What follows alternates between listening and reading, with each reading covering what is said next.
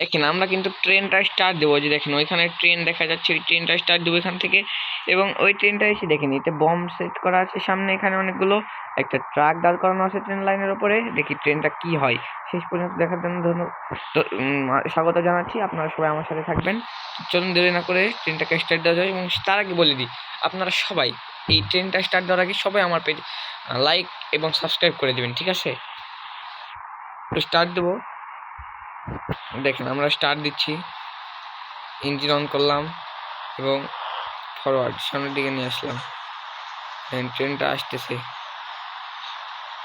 ট্রেনটা আসা শুরু করেছে, দেখতে পাচ্ছেন ট্রেনটা কিন্তু আসছে, ট্রেনটা চলে আসছে। কি হয় শেষ পর্যন্ত আপনাদেরকে দেখাবো।